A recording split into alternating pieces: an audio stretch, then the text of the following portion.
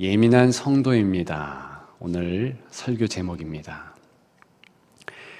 예민한 아이를 기르려면 당연히 부모, 특별히 엄마는 예민해지기 십상입니다. 우리 교회도 영아부가 있는데요.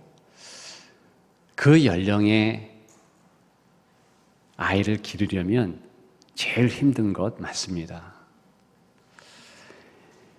육아의 70%, 80%는 제육이라 했는데 잘 먹였고 또 조심스럽게 재웠는데 자주 깬 거예요.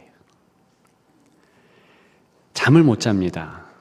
그러면 당연히 부모, 엄마 스트레스 받고 결과적으로는 예민하게 되지 않을 수가 없습니다. 오늘 본문에 보게 되면 예민한 한 일단의 무리가 나오고 있습니다. 하나님의 백성, 이스라엘 사람들입니다. 하나님의 성도들이에요. 16절 보니까 두려워 떨었다 했습니다. 원문의 뜻은 그냥 가만히 떨고 그런 것이 아니고 어깨를 들썩이면서 사시나무 떨듯이 그렇게 떠는 모습입니다. 이것은요, 최고 수위의 예민함을 말하고 있는 것입니다. 영적 예민함이죠. 왜 이렇게 예민한가? 하나님이 예민하시기 때문입니다. 예민한 하나님 앞에서 당연히 이들은 예민하지 않을 수 없다는 것이지요. 이제 곧 살펴보겠지만 본문의 내용은 하나님께서 먼저 예민하셨다는 것을 말해주고 있습니다. 출애굽기는 이런 하나님의 예민함으로 시작됩니다. 출애굽기 서두에 보면 하나님은 이스라엘 백성의 고통을 보면서 예민해 하십니다. 2장 23절이지요. 여러 해 후에 애굽 왕은 죽었고 이스라엘 자손은 고된 노동으로 말미암아 탄식하며 부르짖으니 그랬습니다. 하나님께 상달되지요. 24절입니다. 하나님이 그들의 고통 소리를 들으시고 하나님이 아브라함과 이삭과 야곱에게 세운 그의 언약을 기억하사 25절입니다. 하나님이 이스라엘 자손을 돌보셨고 하나님이 그들을 기억하셨더라. 두 번이나 기억이라는 단어가 눈에 들어옵니다. 마치 우리말에는 부르짖으니까 그렇구나 그러면서 기억하는 것으로 여겨집니다. 원문의 뜻은 그렇지 않아요. 히브리말 기억이라는 이 단어에는 두 가지가 포함됩니다. 두 가지의 뜻이 있지요. 하나는 우리가 평소에 알고 있는 것처럼 생각하는 거예요. 두 번째는 생각한 것을, 기억한 것을 실행하는 것을 의미합니다. 오늘 본문은 두 가지를 다 포함하고 있는 거예요. 계속 기억하다가 드디어 행동하셨다. 특별히 행동하셨다의 방점이 찍혀 있는 것이 제가 말씀드린 하나님이 기억하다는 그런 모습이지요. 기억하셔서 어떤 행동을 하십니까? 모세를 보낸 거예요. 10가지 재앙을 내려주시사 홍해를 가르시고 이스라엘 백성들을 드디어 구원하신 것이지요. 이스라엘 백성들이 430년간 종살이했습니다. 그런데 밤낮 가리지 않고 430년 하루도 거르지 않고 계속해서 기억하시사 드디어 행동하신 하나님의 모습, 그것이 바로 예민한 하나님의 모습이라는 거지요. 여러분, 우리말 사전에 보게 되면 예민하다, 나쁜 말이 아니에요. 무엇인가를 느끼는 능력이나 분석하고 또 판단하는 능력이 빠르고 뛰어남을 일컫습니다. 특별히 하나님께 이 단어를 정말 쓰고 싶어요. 지고지순한 우리 하나님이 특별히 사람에 대하여서, 성도의 고난에 대하여서 얼만큼 관심을 두시면서 우리를 위하여 보호하시고 인도하시고 함께 하시며 적절히 섭리하는지요. 예민이라는 이 단어, 정말 하나님의 그 성품에 비교하면 가장 적절하리라 봅니다. 아무튼 여러분, 오늘 본문 말씀에서 먼저 예민하신 하나님이 예민하도록 이스라엘 백성들을 실은 요구하고 있다는 것입니다. 근데 왜 요구할까요? 이스라엘 백성들이 둔감했기 때문입니다. 430년 종살이 할 때에 먹고 살기가 바쁘잖아요. 그래서 하나님의 이름을 완전히 잊습니다. 광야에서도 그런 모습을 종종 보여요. 여러분, 민수기서에 보게 되면 이들이요, 하나님보다 파, 마늘, 그런 것에 더 관심이 있다는 것을 알 수 있습니다. 우리가 애굽에 있을 때에는 값없이 생선과 오이와 참외와 부추와 파와 마늘을 먹은 것이 생각나거늘. 무슨 표현이에요? 하나님께 관심 두고 하나님을 계속 생각하기보다는 과거일, 특히 애굽에 있었던 바로 어줍지 않은 마늘, 이런 양념 같은 것, 먹을 것, 그런 것이 생각났다는 것입니다. 즉, 하나님께는 철저히 둔감한 모습이에요.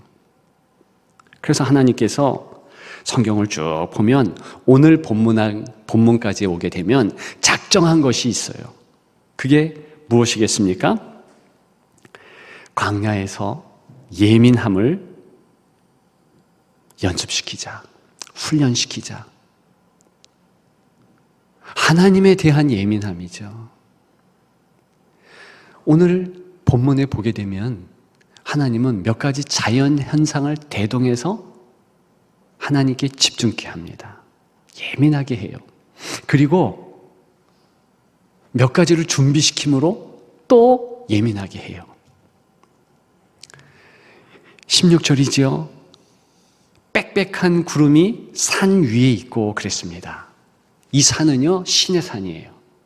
광야 중앙에 있는 산입니다. 사막과 같은 곳이에요. 그러면 광야 이곳은요, 우리가 사막의 모습을 쉽게 생각할 수 있듯이 장렬하는 태양이, 그리고 그 태양이 만들어 놓은 풍경에 익숙합니다. 빽빽한 구름은 낯선 풍경이에요. 볼 수 없는 거예요. 그런데 빽빽한 구름이 사막 같은 광야 한가운데 있습니다. 거기에 끝나지 않아요. 우레와 번개가 있다. 우르릉 쾅쾅하고 번개가 번쩍번쩍하고 있는 것입니다. 더 중요한 것은 나팔 소리가 매우 크게 들리니 그래요. 뚱딴지같이 나팔 소리가 들려요. 전혀 이러한 일들은요, 상상할 수 없는 내용입니다. 어떻게 이스라엘 백성들이 사막 같은 광야에서 이러한 일들이 벌어지리라 생각이나 해봤겠습니까? 갑자기 이런 일이 벌어지는 거예요. 왜요? 하나님의 임재, 거기에 집중하라는 거예요. 하나님께 집중하라는 그 하나님의 큰 뜻이 나타나고 있는 것입니다. 게다가 이들은요, 3일 전부터 이 하나님의 임재를 준비했었어야만 됐습니다. 14절, 우리가 읽지 않았지만 그 앞절들을 보게 되면 새 옷 갈아입을 것을 준비해야 돼요. 빨래를 하는 그런 준비가 필요합니다. 자기 옷을 빨아야 되는 거예요. 그런데 물 없는 사막 같은 광야에서 200만이나 되는 사람들이 운집해 있는데 어디서 물을 구했을까요? 빨래를 한 거예요. 게다가 이들은요, 3일 동안 철저하게 자기 육신을 제어했습니다. 여자를 가까이 하지 않았다, 이런 표현이 나오고 있는데, 그러면서 준비했다고 하는데 비단 남자들만 준비시킨 게 아니라 남녀노소 다 준비했다는 거예요. 애굽에 있을 때는요, 우상 제사를 드린다, 반드시 행할 일들이 있습니다.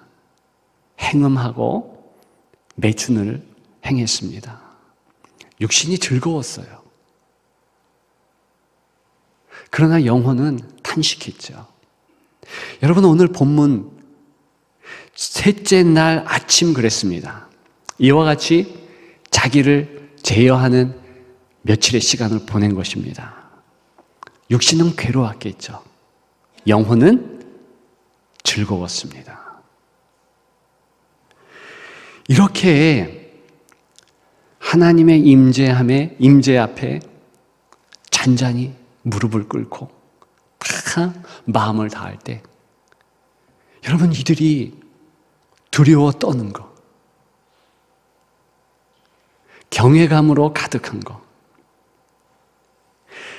거룩한 예민함에 붙잡힌 것, 얼마나 귀한 모습입니까?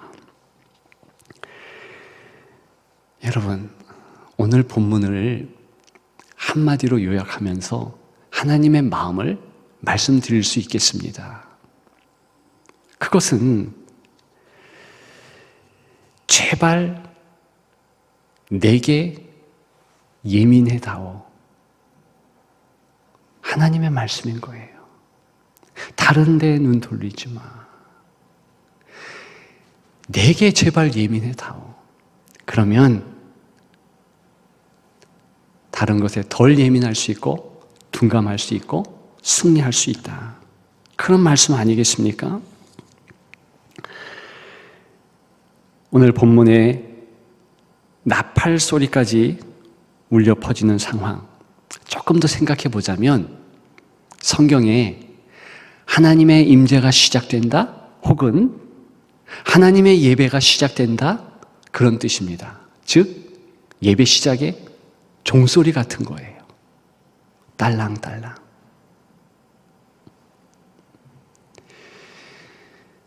저와 여러분들이 이렇게 주일마다 혹은 주중에 드리는 예배가 얼마나 주께 집중하기를 하나님께서 원하시는 줄 아십니까?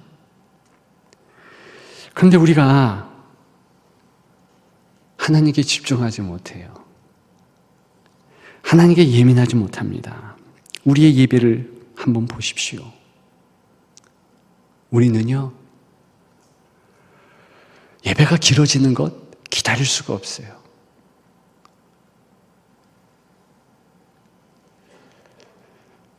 제가 어릴 때 한때 주일학교 다니면서 그런 노래를 불렀습니다. 참 그렇게 하면 안 되는데 어리니까 그랬던 것 같아요. 예배 시작했다, 예배 끝났다. 왜 불렀는가?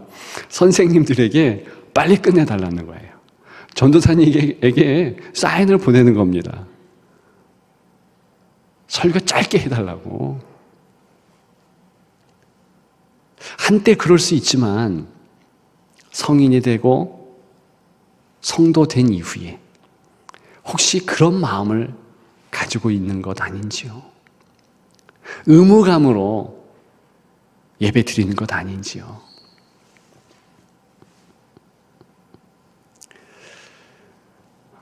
철학자 키에르케고르, 이분은 19세기 1800년대에 우리 믿음의 선배였습니다. 그러니까 1800년대에 신앙생활을 했던 그런 믿음의 선배인데, 이분이요 재밌는 비유를 했어요. 예배자는 배우와 같다는 거예요. 연극 배우. 왜 그런가? 연극 배우는 늦지 않는다. 배우가 늦는 연극은 없다. 예배자, 성도 마찬가지다. 이유는 예배가 늦으면 관객처럼 되는 것 아닌가. 여러분, 예배의 관객은 단 한 분이십니다. 누구시지요? 우리 하나님이세요. 하나님이 좌정하시고 우리가 하나님 앞에 배우와 같이 온 마음을 다하여 섬기는 거예요. 당연히 하나님께 예민한 것이 우리의 모습일 것입니다. 배우는 연극이 끝나기 전에는 집에 돌아가지 않는다. 예배자도 목사의 축도 후에 돌아가는 것이다. 아마도 우리 시대와 같이 1800년도의 성도도 축도 끝나기 전에 뒤에서 슬금슬금 갔나 봐요. 더 재미있는 내용이 뒤따릅니다. 배우는 졸지 않는다. 배우가 졸면 연극이 되지 않는다. 성도, 예배자 마찬가지다. 조는 성도들이 없지 않았나 봅니다. 배우는 연극의 내용을 분명히 파악하고 대사도 암기한다. 예배자도 그렇다. 말씀을 제대로 들은 후에 적어도 전달할 수준이 돼야 된다. 여러분, 지난주 들은 설교 말씀 제목 좀 생각나십니까? 고개를 숙이시네. 친절하게 방송실에서 막 띄워주네. 여러분, 우리가 유튜브를 통해서 설교를 앞에 생략, 뒤에 생략해서 설교만 듣는 것 괜찮습니다. 그것도 좋은 거예요. 그런데 원래대로 하자면 그렇게 설교를 듣는 것은 사실은 예배학적으로는 좋지 않은 것입니다. 모둠으로 같이 우리가 하나님을 섬기는 것에 설교가 포함된 거니까 같이 예배 드린 이후에 그 다음에 설교의 내용을 반추하는 것입니다. 여러분 꼭 기억하셔서 예배에 집중하십시오. 하나님의 말씀에 마음을 다하셔서 돌아가서 내 남편과 내 아내에게, 내 자녀들에게 다시 말할 수 있는 그런 수준이 되도록 그렇게 예민하십시오. 집중하십시오. 물론 설교자도 그렇게 준비해야 할 것입니다. 우리의 예배가 더욱더 성숙하고 아름답게 되기를 주님의 이름으로 축복합니다. 여러분, 하나님은 광야 기간 동안에 구름 기둥을 보내주셔서 보여주시며 하나님의 인도하심에 상징적인 모습을 계속 나타내 주셨습니다. 사막 같은 곳에 구름은 필수 아니겠어요? 한두 명이 가는 것이 아니에요. 200만의 대군이 같이 이동하는 겁니다. 따라서 하나님께서 그 구름 기둥을 보내주신 거예요. 물론 성경에는 구름 기둥, 불 기둥 이 두 가지로 나타난 듯 하지만 사실은 하나예요. 이 구름 기둥이 밤이 되면 불 기둥으로 변한 것 뿐이에요. 홍해를 건너가기 전에 이 앞에서 인도했던 구름 기둥이 뒤로 이동했습니다. 왜요? 뒤에 애굽의 군대가 쫓아오니까. 그래서 혼미하도록. 이스라엘 백성들이 어디에 있지, 어디에 있는가 가늠하지 못하도록 그렇게 만들어버리죠. 그리고 계속해서 광야 내내 하나님의 이 구름 기둥이 인도했습니다. 오늘 본문과 같은 빽빽한 구름, 바로 임재의 사인이라는 것을 나타냈지요. 어느 시대가 됐든 하나님은 그런 임재의 사인, 임마누엘의 그 은혜를 깨닫도록 항상 역사해 주셨습니다. 여러분, 야곱을 보십시오. 베델에서 꿈을 꿉니다. 가만히 보면 그 꿈이 임마누엘 하나님이 함께 한다는 사인이에요. 돌베개 베고 자는데 하나님께서 어떤 모습을 보여줍니까? 사다리가 있고 하나님의 사자가 아래서 위로 오르락내리락 했어요. 여러분, 그 아들 요셉의 꿈도 마찬가지입니다. 2번 꿈을 꿨는데 역시 임마누엘의 꿈이에요. 하나님이 함께 하신다. 볕단이 요셉에게 절했다. 해, 달, 11별들이 절했다. 이 꿈의 본질적인 내용은 사실은 하나님의 견배 받는 거예요. 그리고 그 꿈들의 궁극적인 연결은 예수 그리스도예요. 예수 그리스도, 임마누엘 하나님의 은혜, 함께 하신다는 그런 표상이잖아요.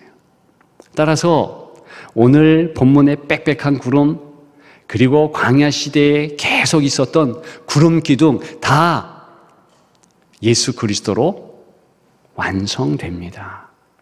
여러분, 그래서 성경, 특별히 신약 성경 보게 되면 누가복음 9장에 변화산에 예수님께서 일부러 오르십니다. 세 제자 같이 오르죠.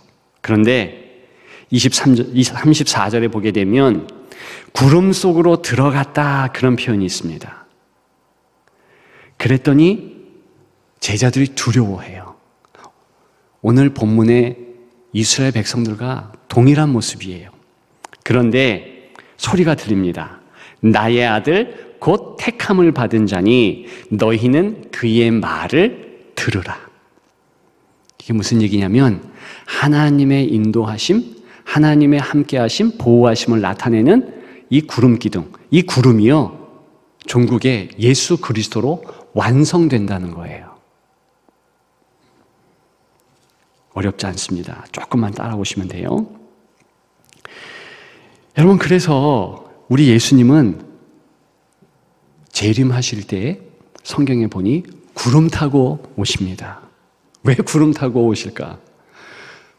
멋지시기 때문에 손오공처럼 하늘을 나르니까? 그런 뜻이 아니에요.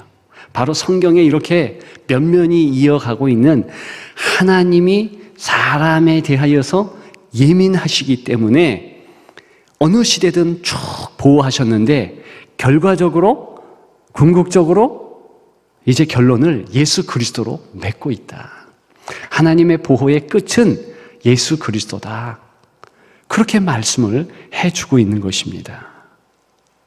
여러분, 그래서 이 신약 시대에 예수님을 바라보고 예수님을 생각하는 것, 그것이 얼마나 중요한지요.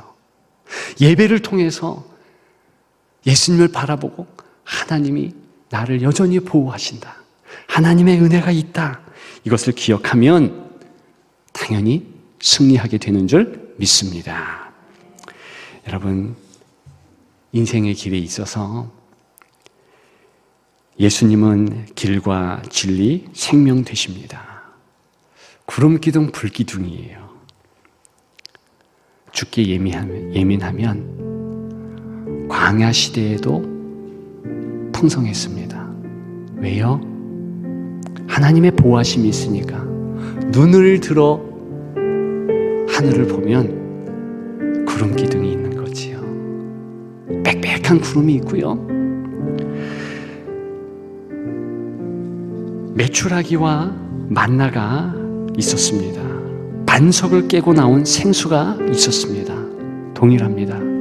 예수 그리스도를 통해서 하나님의 보호하심이 내게 있다 확신할 수 있어요. 코로나 전국이 아직 끝나지 않았습니다. 그런데 안심하십시오. 힘들면 힘들수록 더 어린 양 예수의 뚜렷한 모습이 보이기 때문입니다. 사순절이에요. 주님을 바라보십시오. 부흥해도 그런 좋은 기회 삼으십시오. 예민한 성도가 승리합니다. 우리는 예민한 성도입니다. 예수 그리스도에게 예민한 성도 되시기를 주님의 이름으로 축복합니다. 축복합니다.